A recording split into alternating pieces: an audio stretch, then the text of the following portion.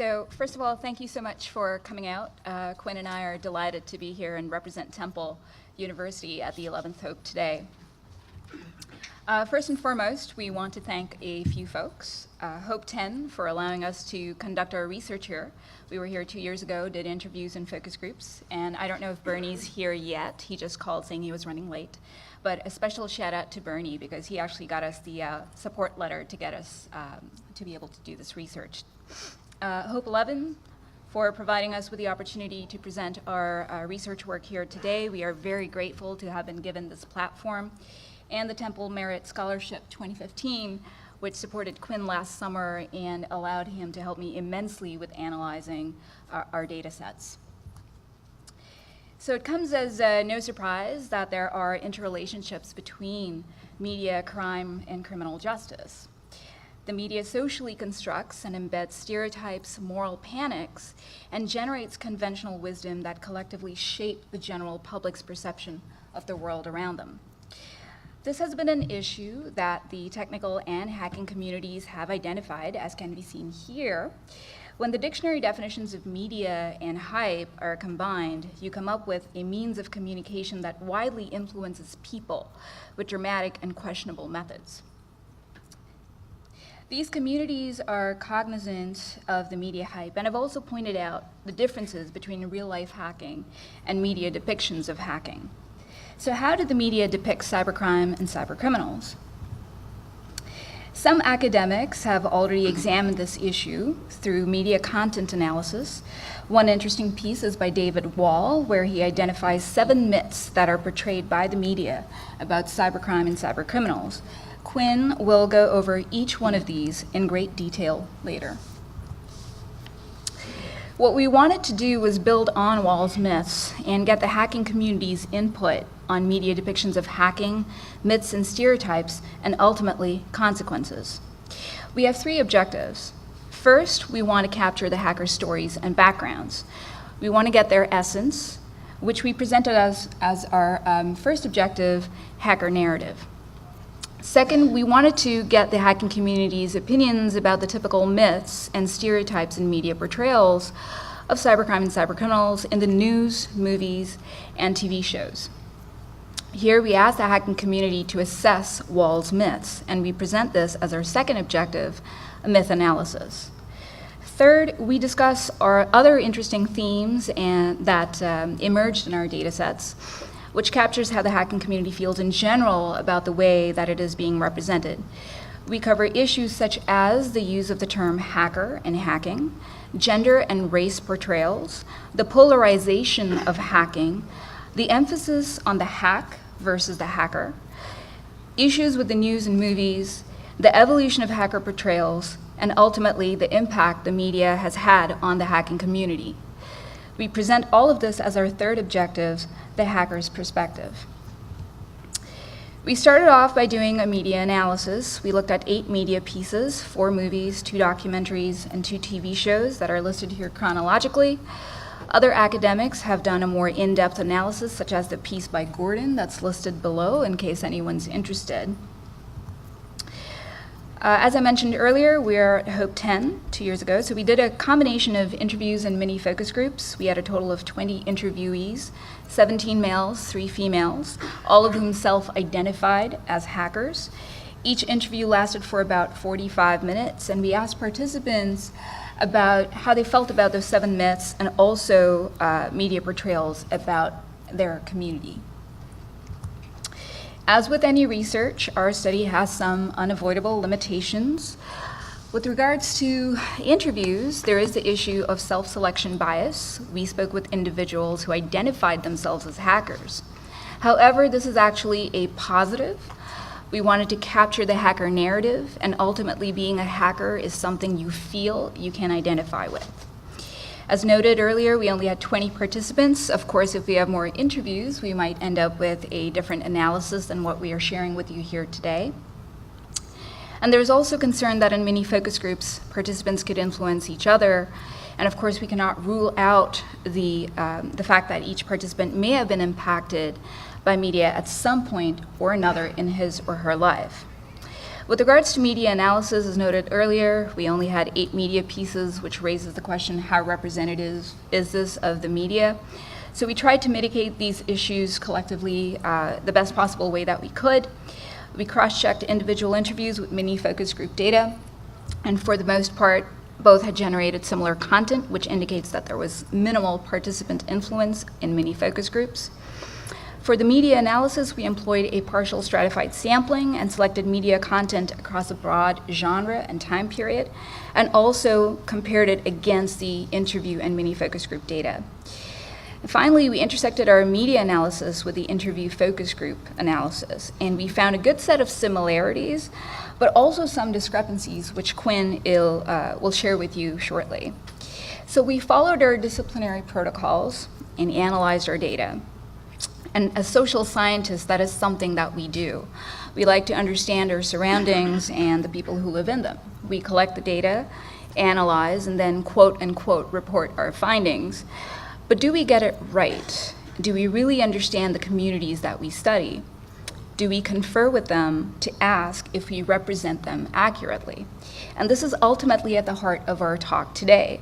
So please do engage with us. We are here to get feedback and learn from you. We have passed out index cards, or they're at the back of the room. So if you don't get a chance in the Q&A to get to us, and if you have comments, please take one of those cards and fill that out. And towards the end of the presentation, we will list out some other ways that you can reach out to us. Now, rather than providing you with just the interview excerpts, we are actually using the interviewees' voices themselves to stay true to the hacking community. A little note on the audio, though. Everything has been anonymized to the best of our abilities, and there is a fair bit of background noise. This was done at the last hope, after all. But we've cleaned it up in the best possible way, and what we're sharing with you today is hopefully the best quality audio clips that we have. So I'm going to pass it to Quinn now, who's going to share our findings with you. All right, thank you, Anshul. So for our first objective, the hacker narrative, we wanted to look at what makes someone a hacker. Why do people identify as a hacker, and what are kind of some of those common themes that run through the hacking community? So I'm going to start by playing you some audio from these interviews, and then we'll talk about it for a minute afterwards.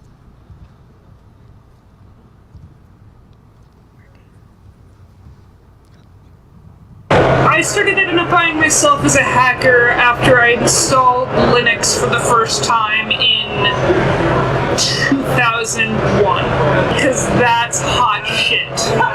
Because installing Linux is an incredibly empowering feeling.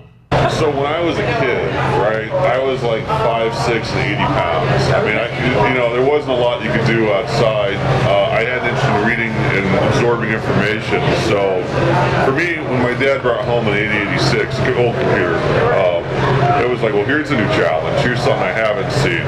And that challenge just keeps sucking me back in. My dad was an engineer, so we had a computer in the house, and he would tinker around with it and tinker around with some of our, like, Intellivision and whatnot, reprogram it, so that he'd teach me, and I got into it that way, and just kept building as technology moved on. I've morphed. I'm an old phone freak, and back in the day, the phone was the thing you could play with. It was a network you could crawl through and find things out in ways that the phone company never wanted you to know. It was, I first identified with the term probably in the late 90s. I think I've been one for a long time. Even in terms of when I was 3 years old, I got my parents thrown out of a department store because some kids carry around stuffed dolls. I carried around a set of screwdrivers, and I took things apart. The experience of hacking like is the wonder thing. It's a rush. I got this thing to do this. Look at this. It's cool. Look. I broke it open, and there's this cool chip in there, and I can make it do things that nobody else can do. Even the guy that designed this didn't know it could do this shit. This is awesome. So as you can see, every hacker we spoke to had their own unique story. However, there were some common threads that ran through this. Many of the hackers we spoke to felt that they had been hackers for a long time, from a young age, perhaps even from birth. And secondly, there was a theme of empowerment. A lot of people felt empowered by being hackers and being able to take back technology for themselves.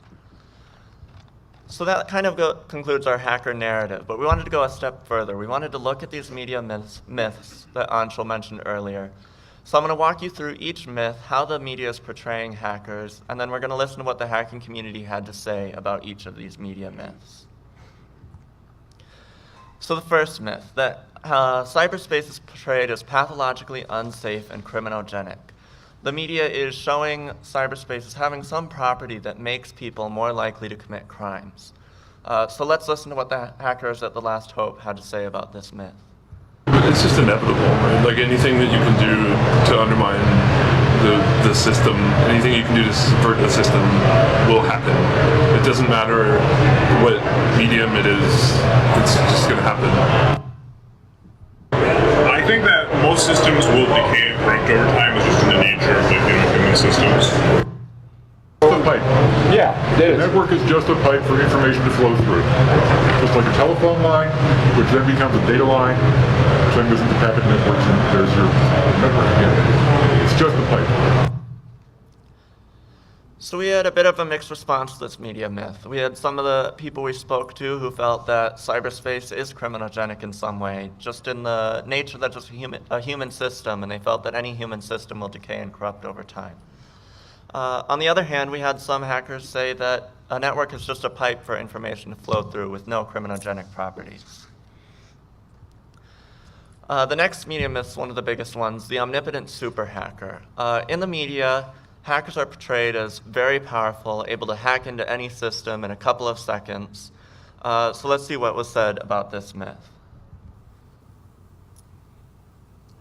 This idea that somebody is just like breaking into a system in under a couple of seconds and writing a shit ton of code is just this utterly retarded idea. It's a hilarious notion. And like so much of this, like maybe 98% of what happens in these films is completely wrong. It is almost impossible to know everything there is to know. Everyone has their little niches of what they know. You got the people that find vulnerabilities, you got the people that program. Right. There's niches. There's not one person that I've ever met that knows everything. It's just too much If that information. person existed, they'd Yes. probably be omnipotent, but it's impossible. That we are almost superhuman and supernatural.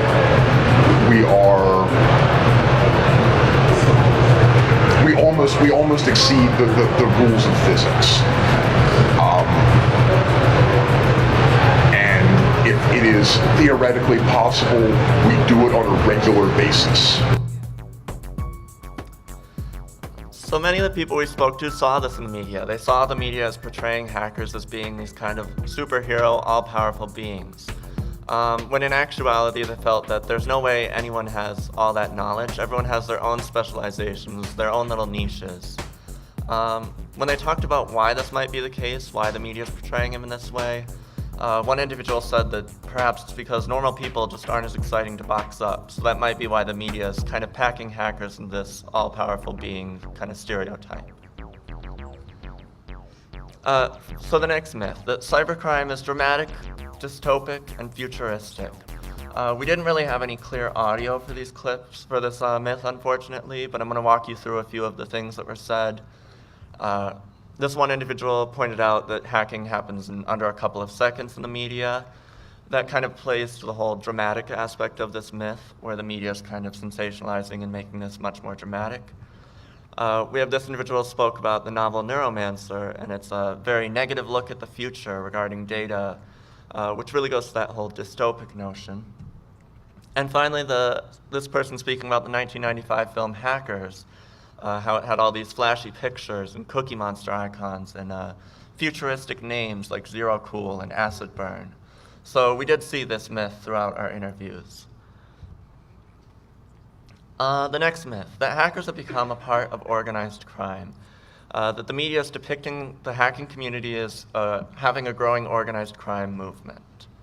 Well, there are tales of those hackers that have gone to jail. Yeah. and met organized crime people who then pretty much forced them into helping them with their endeavors. It was not their intention, but, quote, the system made them do it, close quote. That is true. Organized crime took over, and like the ransomware crypto locking we talked about, most of that fund is funded now, where the money routes back to organized crime. Hackers, it seems like in the news nowadays, are portrayed as foreign people working like for their government or for profit, or in Eastern Europe or China or wherever, like somewhere far away. We also have a couple other quotes that we didn't have clear audio for. One individual stated that the media has kind of made a sort of underground movement within the hacking community. And another who talked about Stuxnet, which is an instance of state-sponsored hacking, which was likely done by several world governments. This myth is particularly interesting to us because a lot of the hackers we spoke to actually did perceive a growth of organized crime in the hacking community. So we really have to question, is there actually a growth of organized crime, or perhaps the media is making the hackers that we spoke to perceive this kind of growth when it might not actually exist? The next myth, cybercriminals are anonymous and cannot be tracked. So basically the media is portraying people as, if this crime happens over the internet, there's no way to hunt down these criminals, correct? So let's see what the hackers had to say about this myth. How many ways can we tag you on the internet? Everybody uses handles. Yep. But at some point or other, you're coming through a single IP address somewhere. Be difficult sometimes, but everybody leaves a trace. And we have another quote without clear audio. This individual stated that the only way to not get caught is to not do anything worth getting caught over. And if you're going to do something, do 99% of it offline. So the hackers we spoke to really called BS on this media myth. They stated there's always a way to catch a cyber criminal. Anyone who does sort of hacking leaves a trace, as long as you put the time, effort, and resources into that sort of investigation. The other myth is similar, but important in a couple key ways, that cyber criminals go unpunished and get away with crime. So whereas the last myth stated that cyber criminals don't get caught at all, this myth regards the media portraying cyber criminals as getting away with their crimes when they are caught. I think that law enforcement is trying to, find people in our community to make examples out of. It's made me realize, or given me the feeling that you have to be careful about what you type into a terminal. Anything that you're typing is a written document, and assume that it will be hauled out and used against you in the worst possible light at some time. The portrayal of us being supernatural and malevolent means that when we're prosecuted, we get harsher treatment than violent criminals. More often than not, we're put in ADSEG. We're given much more restrictive, even post-release, may not touch a computer, have to do this, and it's out of proportion to the damage done. They come down pretty hard on people who they think could be a hacker. Like the Computer Crime and Fraud and Abuse Act is a really terrible law, and it's massively abused. I mean, we can look at what happened to Aaron Swartz and his suicide, which was probably partially related to the very overzealous prosecution by, I guess, the U.S. government. So basically everyone we spoke to massively disagreed with this media myth as well. They felt that the law enforcement community kind of tries to make an example out of the hacking community, that they get harsher treatment when they do go to court and given much more restrictive sort of post-release things than someone who might commit a similar crime of a not cyber nature. And we had multiple people point out the Computer Fraud and Abuse Act as a specific piece of legislation that they felt was very problematic in that regard. So our final media myth is the idea that users are depicted as weak and not really able to protect themselves. because when we talk about ransomware or all the viruses cut loose by evil hackers, quote unquote, it's the victims that need to be pay attention to, right? It's everyone who needs to secure their systems. So what they've done, the consequences of that, I think, really are the appropriate place to look at that. For example, like the Target hack. Oh yeah. I mean, they were focusing on the hack and the security of the company as opposed to like the 22 million or however many where there were people that were like, all this stuff's now floating around on the internet. I think people are less scared as computers are like a ubiquitous part of our lives. People are less scared of them. So we didn't have a ton of the people we spoke to who talked specifically about this myth, but we did have some point out that the media tends to focus on these hacks or breaches or events rather than the many, many victims who have to now deal with their information being out on the internet. And a few people also mentioned that they think that people are becoming less scared of technology as it becomes more ingrained in our everyday lives. So that concludes our kind of academic media myth analysis. Up on the screen we have a summary kind of our findings. The two left columns labeled interview show where in our interview process we found people speaking about the myths. The orange ones are where they saw those myths in the media, and the blue boxes are where they might have perceived that in their actual experiences. The two columns labeled media go back to our media analysis, where we saw this happening in the media, or perhaps where we saw something going against this myth. So just to walk through it, firstly, the myths that cybercrime is futuristic, dystopic, and dramatic, and also the omnipotent super hacker myth. We did see a lot of this in our media analysis, and that really corroborated with what the hackers that we spoke to saw as well. For the myth that hackers have become a part of organized crime, we did see this throughout our media analysis, but as I mentioned earlier, that was interesting to us because a lot of the hackers actually did perceive a sort of growth of organized crime.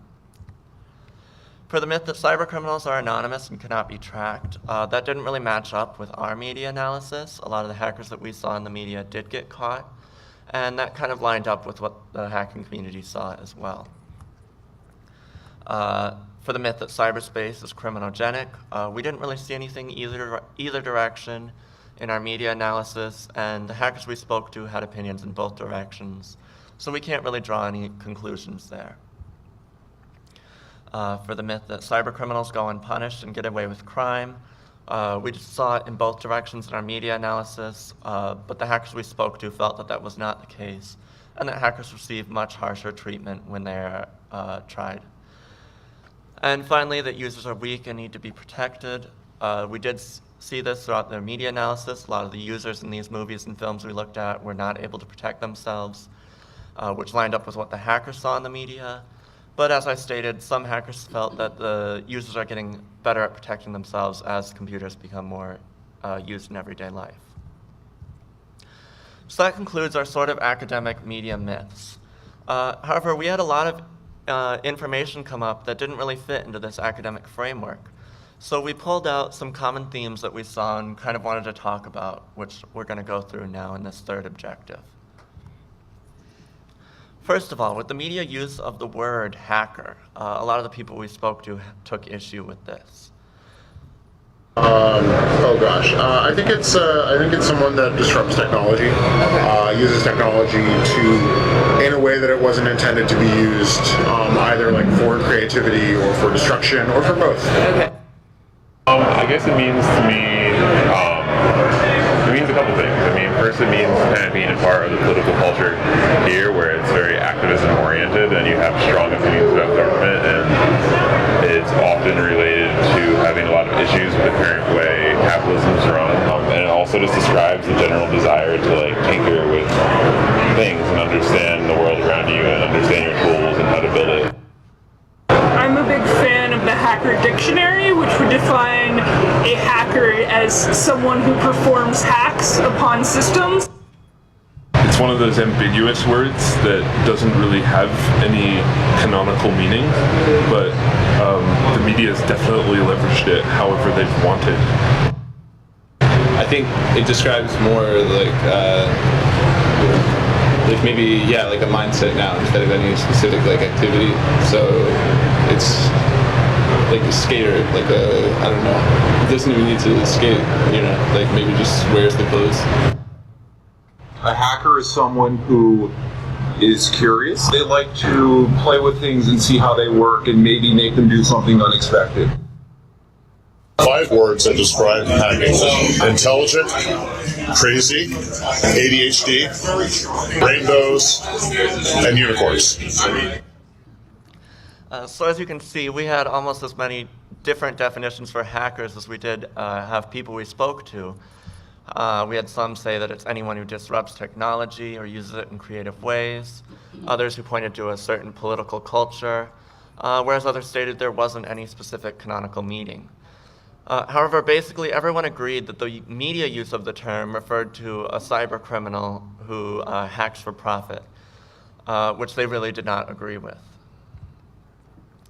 Next, looking specifically at gender and the female portrayals in the hacking community and media. I think in general in the tech and computer world, the female gender tends to be pretty underrepresented. So it's true in the hacker world as well, I guess by extension. I think most hackers tend to be a little bit more liberal about genders and sexuality, I think in most cases, which is a good thing, but that only goes so far. There's a wave of women in that. They're not presented as hackers because hackers has a negative connotation, and women in tech are to be encouraged. Right. So there's not as many women being presented as hackers, though culturally I think they're embracing it. Yeah, I think that women are portrayed badly by the media and frankly treated really badly by the security industry. There's also kind of this denial of there being women in the hacker community before, which is bullshit, because nobody knows who you are online.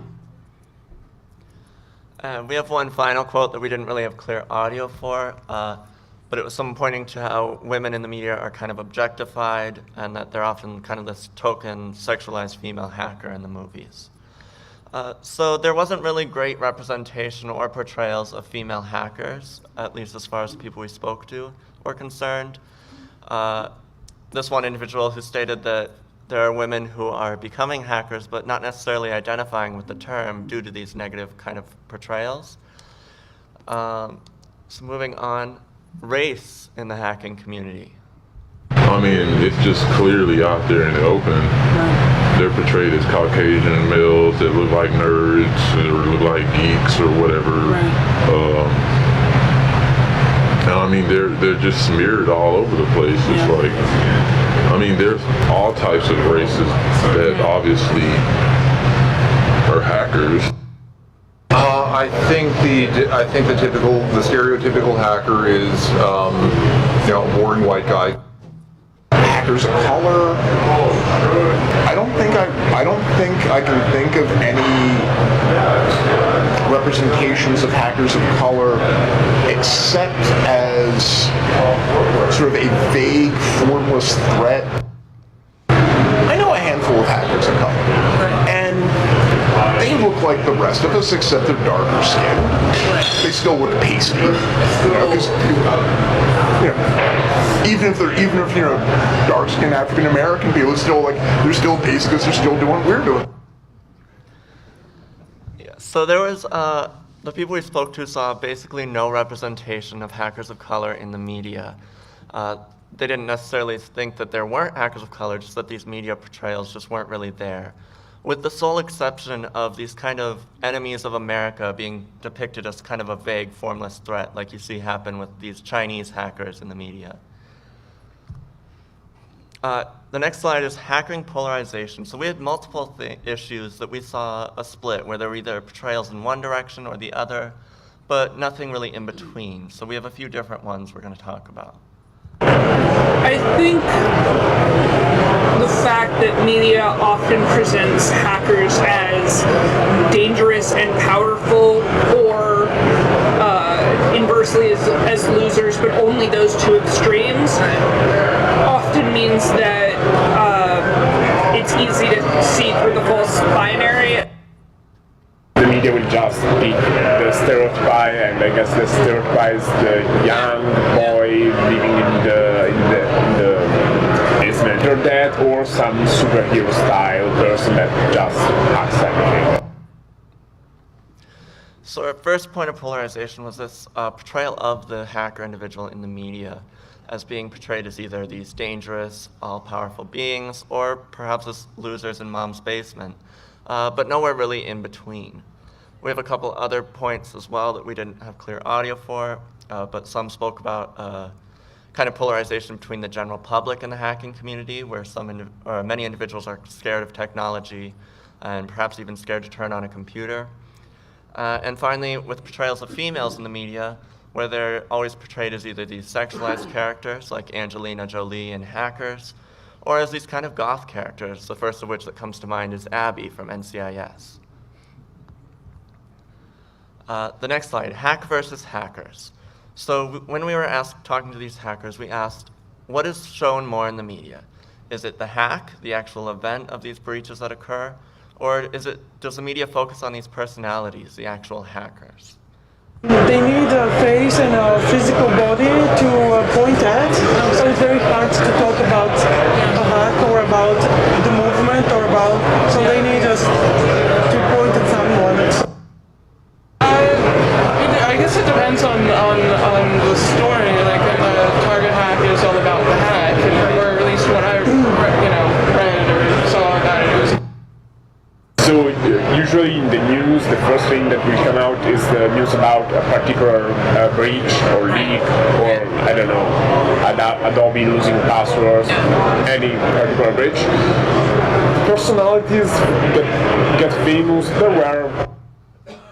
I think it's the hack itself, because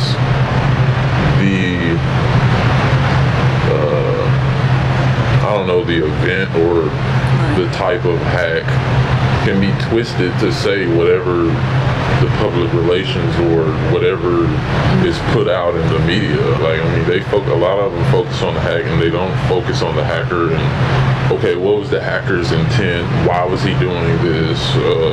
They don't really use any kind of discretion in regards to that.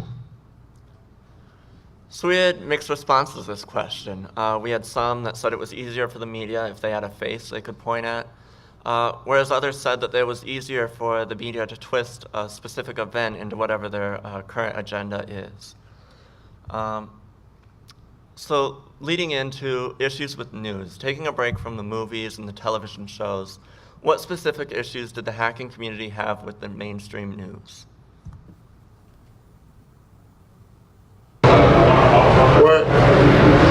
What can we do better? I think that, there needs to be more good journalism.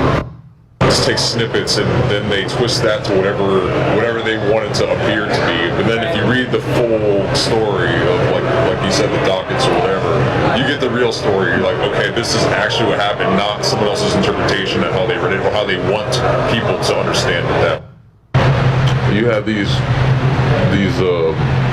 major news outlets and media outlets that they work in public relations. I mean, obviously they're able to shape public opinion. I mean, because most of the stuff you're going to see on TV anyways is going to be something bad or something negative or something pessimistic or cynical. They don't really understand the hacker mindset or the hacker manifesto. So the vast majority of people we spoke to felt that the mainstream news does not do a good job at portraying the hacking community. They said that the media often twists stories when if you actually do your own research, it might not be the full story that they're giving, and that they're shaping public opinion with these kind of negative portrayals. On the other hand, what about issues with movies? Not the mainstream news, but just these television shows and fictional depictions of hackers. Maybe 98% of what happens in these films is completely wrong. Well, first off, I have yet to see an accurate hacking movie. Yeah. I don't think it'll ever exist. I do to forgive Hollywood cinema. They're not going to make a movie about people staring at computer screens for 2 hours, right? They suggested somebody would be like, oh, but actually this movie's kind of like, it's kind of clearly got computer technology wrong, I'd be like, oh, I don't really want to watch that. I think that movie doesn't pay tribute to, and you know, the media definitely doesn't pay tribute to, is the social engineering aspects of it. I think a pervasive one is that hackers are like usually male, usually young teenagers, like sexually inexperienced, pimply faced in their basements, and are sort of like taking out their like aggression and their impotence on the rest of the world. Then we had a couple other quotes we didn't have clear audio for. This individual saying that a hacking movie would be boring as hell, staring at screens for hours in a row. And another pointing out again that they weren't very realistic. So the hacking community also took issue with a lot of these movie portrayals. But not on the news they didn't really understand, but with the movies they kind of understood more why this might be the case. Why Hollywood might want to speed things up a bit rather than just staring at these computer screens. Which leads us into the 1995 film Hackers. We had so much of a response about this film that we gave it its own slide, so we're going to listen to what the hacking community had to say about this film. It's almost a parody of real hacking. It's definitely Hollywood. I mean, you got the whole mad scientist, big corporation thing. Hackers is just bad nuts great. Like, I can't even tell you why. Very old and outdated. Like they threw they had some like the blue book and all that. Like even when they were using that stuff, it was like out of date then when they were talking about it, which was kind of funny. I mean, Hackers is fun, but it's not like a very accurate or even good movie. It's just like laughably badly written. That movie to me is crap. It shows like the old school stuff, so to speak. Yeah. But it kind of stereotypes like what hackers are.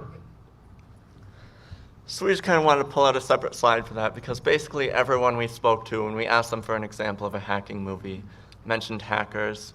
Basically everyone loved it, probably due to that whole it's so bad it's good mentality. But moving on, evolution. How have these media portrayals changed over time? In general, yeah, I think that it shifted from like scary teenagers to scary Chinese. I guess that recently it's also quite changing because of all this cyber war bullshit. We have gone from being, I'm thinking the 80s persona is fun-loving prankster, not deliberately dangerous. By the 90s, it morphs into weirdo who's soon to be rich, and that was the idea. Like, hey, I'm a hacker. I got blue hair and some weird tats, and I'm wearing really impractical clothing. 2000s, it kind of drops off. And there's after 2001, we get this hackers are potential cyber warriors for America, and I watch a militarization. So the main kind of change over time that we saw was this movement from the media towards this kind of warfare, this cyber warfare, hacking being used as a tool in the military. So that was the main kind of change that we've seen in the media. On the other hand, how has the media impacted the hacking community going in the reverse direction? I'm very careful using the word because I am sensitive to their impressions of the word hacker. I recently had a conversation with a cousin who I haven't talked to in 20 years. And she said, oh, we're catching up, and oh, so what do you do? And I said, well, I put on some conferences. But when I say the word hacker, I'm explaining to my cousin, that might trigger certain things in your mind, and I want to make you aware up front that it's not necessarily what your impression is. But I think it's resilient enough the hacking culture is resilient enough that that kind of bad influence does not really affect us in the long term. So many of the people we spoke to felt a strong personal impact because of these portrayals in the media. They felt uncomfortable describing themselves as a hacker to their friends or to the public. However, multiple people stated that they felt the hacking culture as a whole, despite these individual impacts, the hacking community was very resilient and not really strongly affected by these betrayals. So we wanted to end this on kind of a fun note. What would hackers do if they were making the movies? Who would they cast? What kind of plot would they have?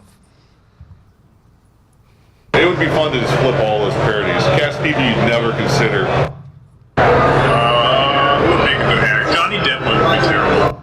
I mean, you know, it could be, I don't know, hackers wanting to expose the truth about, like, I don't know, climate change or people hoarding money or... And honestly, I would cast some of the guys around here, the whole 2600 crew, because they're like the originals. Obviously, to make it a Hollywood movie, it's got to be exciting. There has to be actual drama rather than lots of caffeine, obsession, and Arduino. Because most hacking is boring from the outside. Because I might try to insert more realistic stuff to actually show someone, you know, running Nmap, my command line. So leaving aside some of the fun casting decisions, a lot of the hackers we spoke to would like to see some more realism in the media. However, they kind of understood why Hollywood might do what they're doing. They understood that hacking was boring and you couldn't just make a film entirely about hacking for the general public. So that concludes our kind of analysis, so I'm going to turn the stage back over to Anshul. All right, thanks, Quinn. So as you can see, this is a very complex topic. There's lots of rich detail, and we did struggle in certain areas. We would love to hear from you guys about how race, gender, and age are portrayed in the media, and has this changed over time, and if so, how? How have the hacking community and culture as a whole been impacted, and how are they managing any such impacts? And finally, did we capture all of the myths, or are there some that we missed? So in academia, publish or perish is a big component of the job, and Quinn and I do plan to publish this soon. But before we do that, we're here to ask you, consider this a validation stage, if you will, of the research. What did we get right? What did we get wrong? And how can we improve our work? And so we'd love to hear from you. As I stated earlier, we only had 20 folks that we spoke with. We'd love to get that number up. So if you want to talk to us and have time, Quinn is available to do interviews here today. And Bernie, I don't know if you're here or not. I can't see in the dark. But thank you for getting us our second letter of support in time for this round. Or if you don't have time to talk to us, I mean, we are at Hope 11. There's lots of cool talks out there. If you could, please complete the survey that Quinn has created on Qualtrics. The QR code is on screen. Just to let you know, both in-person interviews and online surveys are completely anonymous. We don't record any names or identifiers, no IP addresses. Or if you would like to speak with us at a later time, my email address is listed on the screen, so please feel free to reach out to us. I want to take a few seconds to say that I'm very, very proud of Quinn. He's worked very hard on this project, so thank you for working with me, and I'm glad that we got to present this research at Hope 11 together. So thank you all for attending and for your time and attention. I think we can open it up for questions, discussions, comments. Thank you.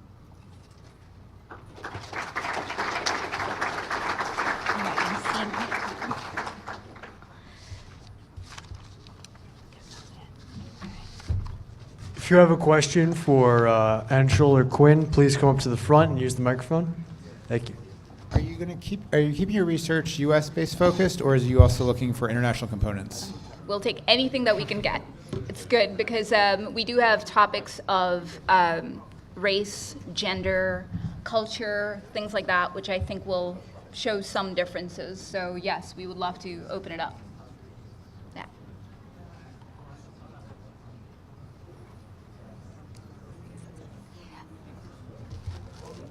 We did have some index cards in the back of the room, so if anybody has any questions or comments for us, please feel free to to fill those out, and we'll collect them at the end. Do you have a question?